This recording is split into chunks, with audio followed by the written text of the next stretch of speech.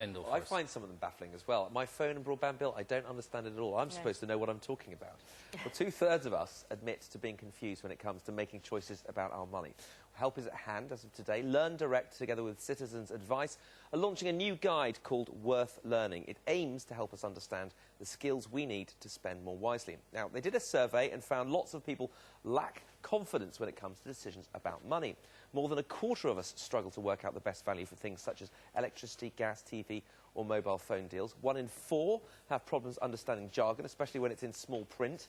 Most of us, in fact, 8 out of 10, are unsure which benefits and allowances we're actually entitled to. And 1 in 6 are confused about tax and whether they're even paying the right amount. They're not the only ones. The tax office is a bit confused sometimes. Well, Jasmine Birtles is one of the co-authors of this guide. Morning to you, Jasmine. Hello. What are the things that people find most confusing? What kept cropping up? Well, certainly interest rates. You know, what is an APR, what's an AER, and also taxation. People are very confused by their tax codes. And, of course, now we have to send our own tax in, and everyone's having difficulty working out what it is that they should be paying. Give us a sort of a preview of your advice. I mean, I was talking about my broadband or my internet or my energy bills. These are almost deliberately misleading. What's your advice there? Absolutely. One thing we're saying is use comparison services, because the internet is a great help now if you want to find the cheapest or the best deal.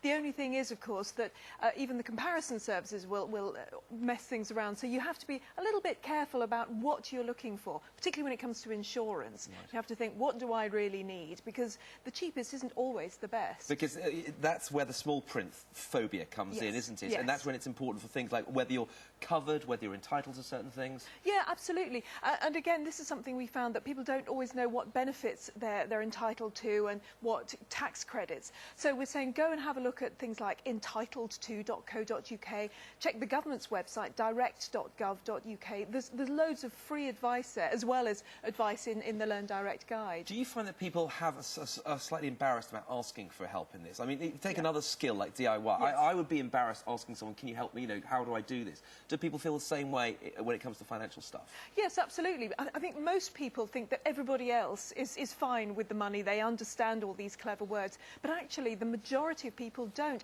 And it doesn't matter how clever you are. I've spoken to lots of people, you know, highly professional people with lots of education, and they still don't know because we're not taught. We're not taught it at school. Do you think that, I was going to ask you that, a wider question really, do we have the skills we need to understand this? Because Learn Direct is part of a wider skills learning thing.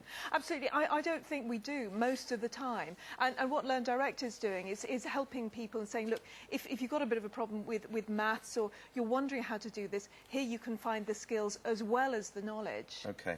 Well, it's on learndirect.co.uk/money. Let us know what you think of the guide. It says here, get a piece of paper, draw up a table with 2 columns. Name the column on the left incomings, the column on the right outgoings. It's not rocket science, this is it, Jasmine? No. Not groundbreaking stuff, but maybe good advice nevertheless. Thanks very much. Let us know what you think. Back to you.